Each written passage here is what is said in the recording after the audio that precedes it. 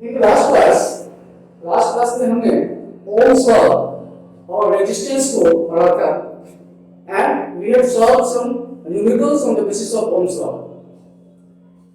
Today's topic is that we are going to cover in today. That is, the first topic is resistors and resistances.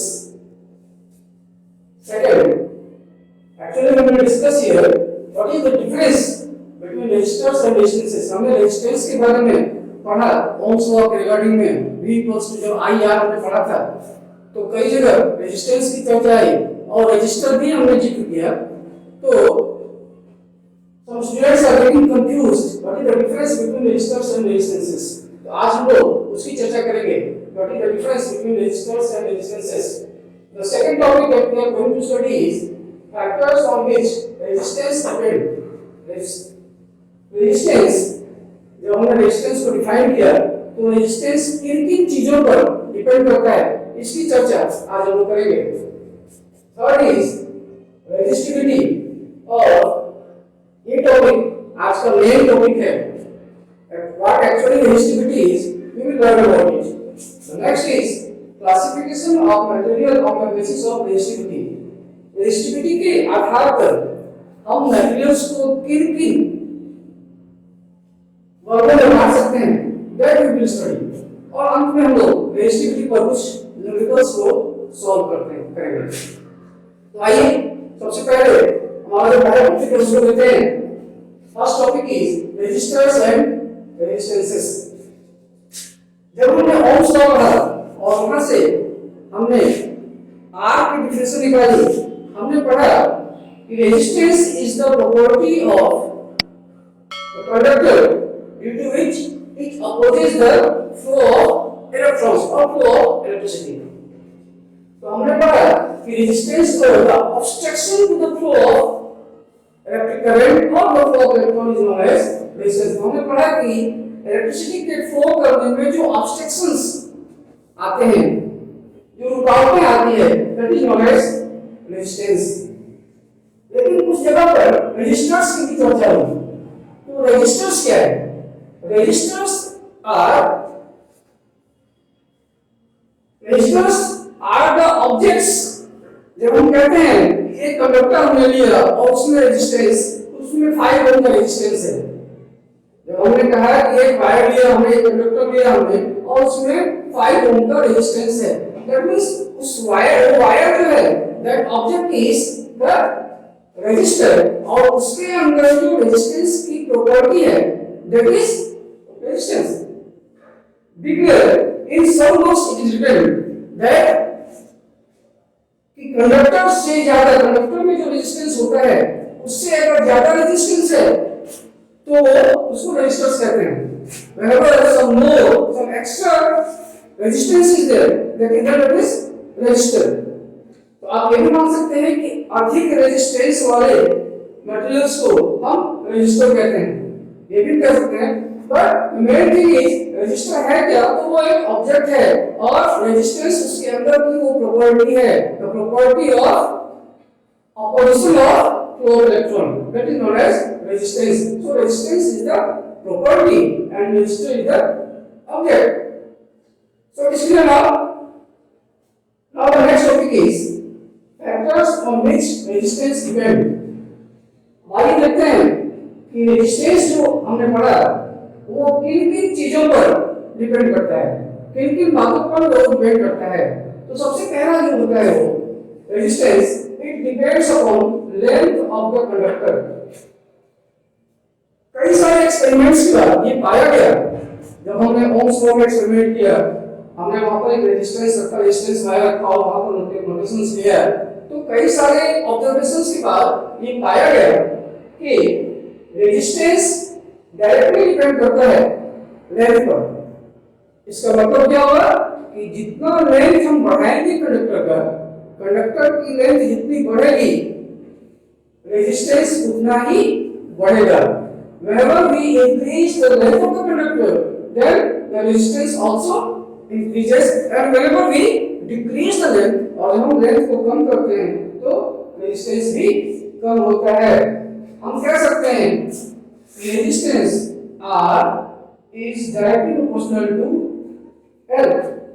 अब यहाँ पर इसको notation में अगर लिखेंगे तो हम लिख सकते हैं R that is resistance is directly proportional to length of the conductor। Conductor के लेंथ पर वो डायरेक्टली डिपेंड करेगा। तो पहली बात तो ये होगी कि वो लेंथ पर डिपेंड करेगा। सेकंड है area of cross section of the conductor.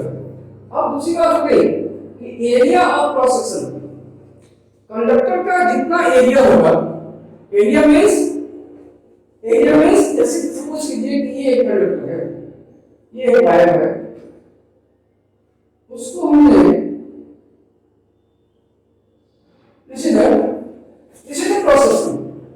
Cross section area.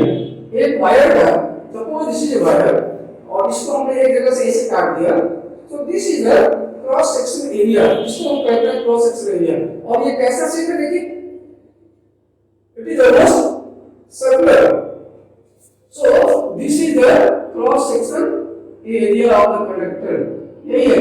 So after so many experiments, जब एक्सपेरिमेंट किए गए बहुत सारे, तो उसमें ये देखा गया कि रेजिस्टेंस जो है वो एरिया ऑफ क्रॉस सेक्शन के का इनवर्सली प्रोपोर्शनल है।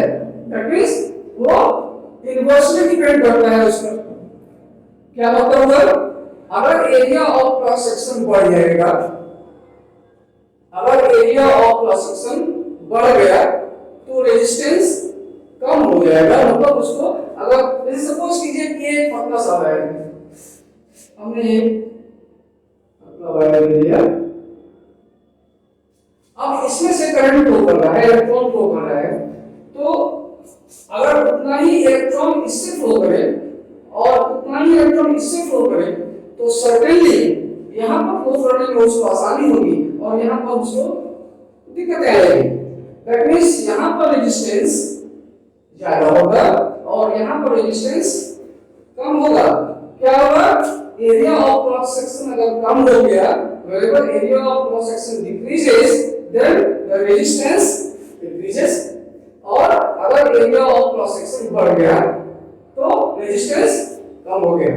जैसे पाइप से हम वाटर फ्लो कराते हैं, तो जब area of cross section pipe पतला हो जाता है तो वो बहुत ही रेजिस्टेंस, उसको भरने पानी क्योंकि जाने में दिक्कत होती है, और अगर पाइप मोटी है तो पानी आसानी से आता है। The same thing is here. So that means we can write like this, resistance is inversely proportional to the area of cross section।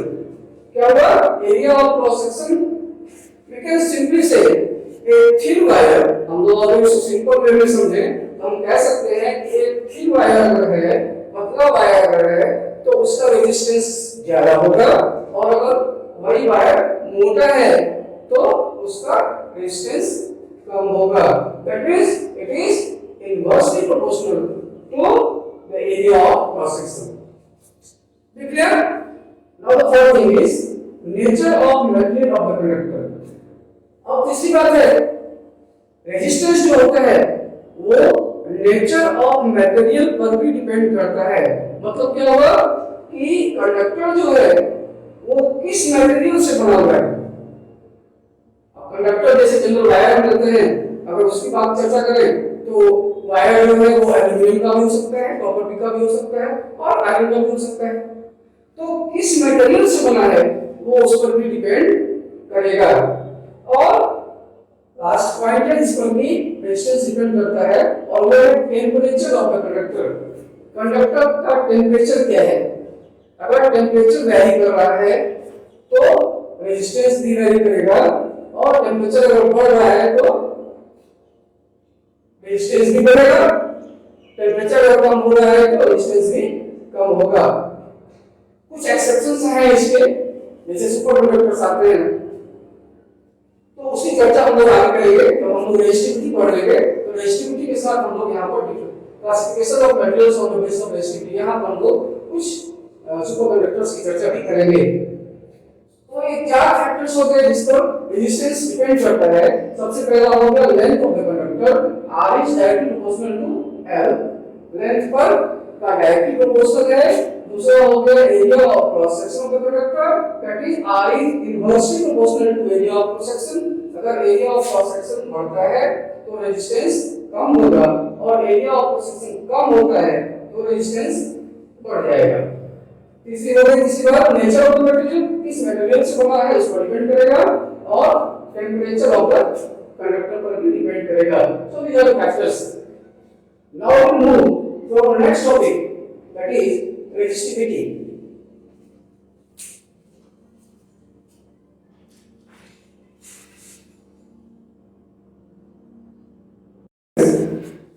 The topic is resistivity। जब हमने डिपेंडेंस देखा कि रेजिस्टेंस किन किन चीजों पर डिपेंड करता है तो हमने वहां पर देखा कि resistance R is directly proportional to length. हमने देखा कि लेंथ पर वो डायरेक्टली डिपेंड करता है और it is also inversely proportional to area of cross section. अगर हम इन दोनों बातों को, दोनों समीकरणों को मिलाएं, एक साथ मिलाएं तो हम देखेंगे it becomes R is proportional to L by A। Now here we introduce a proportionality constant, so we will write like this: R is equal to rho L by A। This constant is known as rho and it is written as RH rho। This is rho L by A। If you want to define rho, then we will get rho is equals to R multiplied by A and divided by L. So this is the proportionality constant rho and it is known as resistivity। Rho is known as rho is equals to resistivity। Resistivity rho is equals to resistance multiplied by area, area of cross section जो हमने पढ़ा, divided by length of the material, length of the conductor। और इसी को specific resistance भी कहा जाता है। Specific resistance. तो इस तरह से हमने यहाँ पर एक रिलेशन डेवलप किया। If R is directly proportional to L and R is proportional to 1 upon A, that is area of cross section, that is inversely proportional to the area, तो अगर हम दोनों को ज्वाइन करेंगे then we will get a relation here R is equals to rho L upon A, जहाँ पर कि rho एक हमारा प्रोपोर्शनलिटी कांस्टेंट है और इसी को रेजिस्टिविटी कहा जाता है। Resistivity is also known as specific resistance। Now if you want to find a relation for rho, then we can write like this: rho is equals to R multiplied by A and divided by L। So here is the mathematical formulation for the resistivity, that means resistivity is equals to resistance into area, A for area of cross section divided by L। Now students, what will be the area of cross section? Where from the very beginning we are watching that area comes. What will be the area of cross section? Suppose I have discussed earlier also, if this is a wire conductor, then what will be the area? Area of cross section, it will be area of circle and it is pi r square। So whenever we have to calculate rho using this formula, then at first we have to calculate the area of cross section and then we put the values। जब भी हम दोनों को निकालना होगा rho इस formula का use करके तो हम रेजिस्टेंस की वैल्यू रखेंगे और एरिया निकालेंगे। पहले area of cross section that is pi r square निकालेंगे हम और डिवाइडेड बाय एल। अब थोड़ा सा हम लोग यहाँ से आगे बढ़ते हैं और यूनिट बनाते हैं इसकी। आप थोड़ा सा देखिए नाउ, अगर रेजिस्टेंस 1 ओम हो, इफ रेजिस्टेंस इज 1 ओम और area of cross section 1 metre square हो, लेंथ 1 मीटर हो देखिए it will become rho is equals to R, rho will become R. What does this mean कि व्हेनेवर जब एक conductor का area 1 metre square हो और उसका लेंथ 1 मीटर हो, रेजिस्टेंस 1 ओम हो, तो वही उसकी रेजिस्टिविटी होती है। From here we find a definition of resistivity also. Resistivity is the resistance offered by resistivity is the resistance offered by a rod of 1 meter square, area 1 meter square and unit length.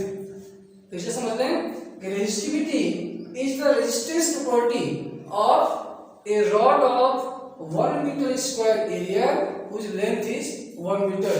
मतलब resistivity जो हो गई एक material के 1 metre square area और 1 metre length, 1 metre square area और 1 metre length से जितना रेजिस्टेंस ऑफर होगा that is the resistivity of that substance.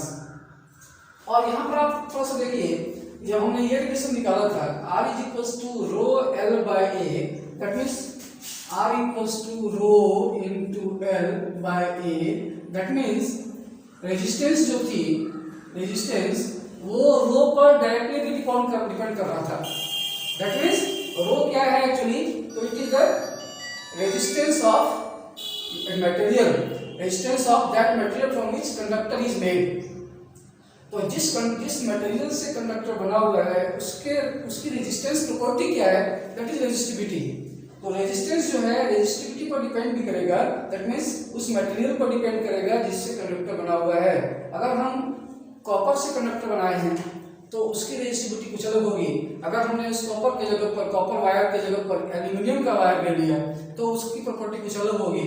अगर हमने वहाँ पर आयरन का ले लिया तो उसकी प्रॉपर्टी कुछ अलग होगी, उसकी रेजिस्टिविटी कुछ अलग ही होगी।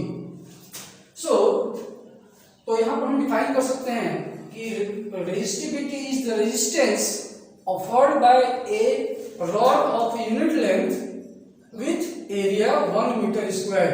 1 मीटर स्क्वायर एरिया के रॉड से अगर उसकी लंबाई 1 मीटर हो तो उससे जितना रेजिस्टेंस ऑफर होगा वही उस मटेरियल की रेजिस्टिविटी कहलाती है। उस मटेरियल की रेजिस्टिविटी, आयरन की रेजिस्टिविटी अलग होगी, कॉपर की रेजिस्टिविटी अलग होगी, एल्यूमिनियम की रेजिस्टिविटी अलग होगी, और इस तरह से टंगस्टन की अलग होगी, मैग्नीशियम की अलग होगी, कांस्टेंटन की अलग होगी। All the materials have different resistivities. और तो सर्टेनली जिसकी रेजिस्टिविटी कम होगी, जिसकी रेजिस्टिविटी जितनी कम होगी वो उतना ही अच्छा कंडक्टर होगा। सर्टेनली कॉपर वायर हम जनरली यूज करते हैं, सिल्वर भी कर सकते हैं। तो कॉपर जब हम करते हैं, why can't we use silver in place of copper? हम क्यों कहते हैं कि कॉपर ही लेंगे? We can also use silver in place of copper. उसकी भी रेजिस्टिविटी बहुत कम होती है, but it is since it is precious so it is more valuable than copper, so हम लोग कॉपर वायर यूज करते हैं। Now going to come here, so here it becomes resistivity is equals to resistance of 1 meter square area and 1 meter unit length। तो हम यहाँ से फिर से डिफाइन करें कि resistivity is the resistance offered by a rod of 1 metre square area and of unit length. अब थोड़ा सा हम लोग इसकी यूनिट के बारे में देखते हैं।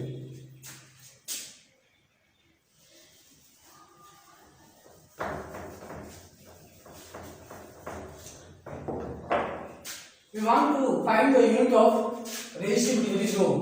Suppose rho is equals to, what is the unit of resistance? It is ohm, and unit of area, that is meter square, and what is the unit of length? It is meter. So we can cancel meter and meter square. Now what is remaining here? It is ohm meter. So this is the unit of resistivity, that is rho. इसकी SI unit resistivity की SI unit क्या होगी? Ohm metre. Students, now we will discuss some materials on the basis of resistivity. Our next topic is classification of materials on the basis of resistivity. Resistivity के आधार पर हम materials को कितने भागों में बांट सकते हैं? रेजिस्टिविटी तो आप समझ गए। रेजिस्टिविटी उस मटेरियल की रेजिस्टेंस प्रॉपर्टी है। Resistivity does not depend on length और थिकनेस और एनीथिंग एल्स। रेजिस्टिविटी लेंथ पर या थिकनेस पर डिपेंड नहीं करती। रेजिस्टेंस उस मटेरियल की प्रॉपर्टी है जिससे वो कंडक्टर बना हुआ है, उसकी रेजिस्टेंस प्रॉपर्टी है। अगर ये कंडक्टर है, ये एल्यूमिनियम से बना हुआ है तो इसकी प्रॉपर्टी कुछ अलग होगी। अगर दूसरा कोई अगर कॉपर का बना हुआ है तो इसकी प्रॉपर्टी कुछ अलग होगी। This is the resistivity. और उसको लेंथ बढ़ाने से या घटाने से कोई अंतर नहीं पड़ता है, वो उसकी प्रॉपर्टी कही गई। जैसे हम कहते हैं कि चौक का एक टुकड़ा भी हो जाएगा तो उसकी प्रॉपर्टी वही रहेगी। उसी तरह से एक आयरन का रॉड है, हमने कहा कि इसके 1 मीटर स्क्वायर एरिया और 1 यूनिट लेंथ से जो रेजिस्टेंस ऑफर होगा that is known as resistivity. वो उस मटेरियल की प्रॉपर्टी मानी गई, वो उसकी प्रॉपर्टी है। अब वो कितना भी बड़ा मटेरियल हो उसकी प्रॉपर्टी तो वही रहेगी। सो resistivity is the resistance property of that material. चलिए, so our next topic is classification of material on the basis of resistivity. इसको पढ़ने से पहले हमने यहाँ पर लिखा था थोड़ा सा, इसको देख लीजिए।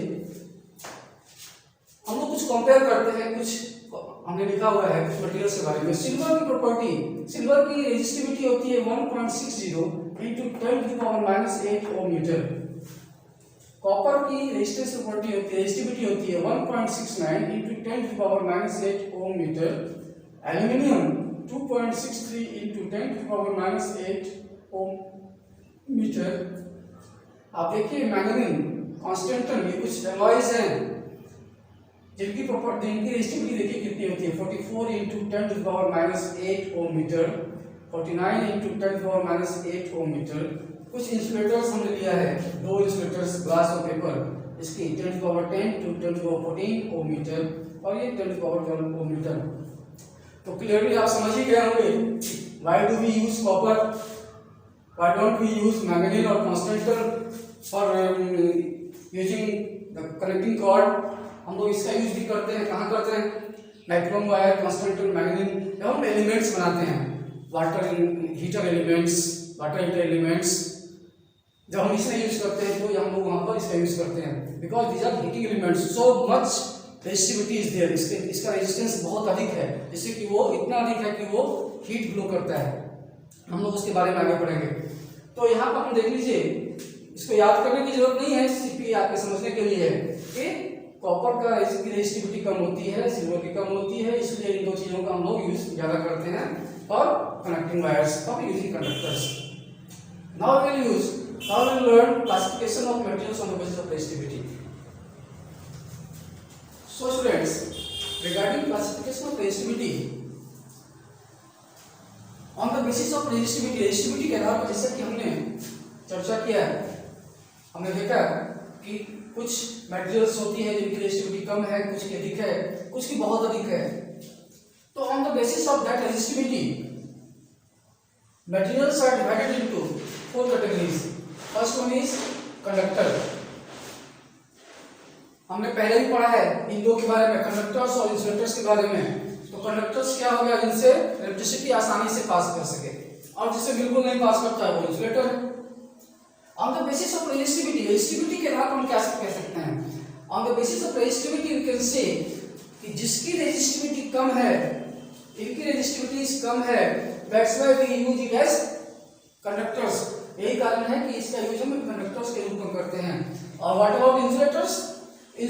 हमने 2 इंसुलेटर लिया था यहाँ पर, एक ग्लास, दूसरा पेपर। आप देखिए ग्लास की रेजिस्टिविटी 10⁻10 to 10⁻14 ओम मीटर और पेपर की 10⁻12 ohm metre. What does this indicate? ये इंडिकेट करता है कि इसकी रेजिस्टिविटी बहुत अधिक है, मच मोर देन, और यही कारण है कि इनसे इलेक्ट्रिसिटी पास नहीं कर सकती है। And these are insulators. rubber is there, wood is there, porcelain is there, so many examples are there. तीसरी कैटेगरी जो है वो होती है semiconductors. Semiconductors are those materials which has the resistivity, resistance power in between the conductors and the insulators. दोनों के बीच का होता है वो. मतलब उसमें आप देखिए here are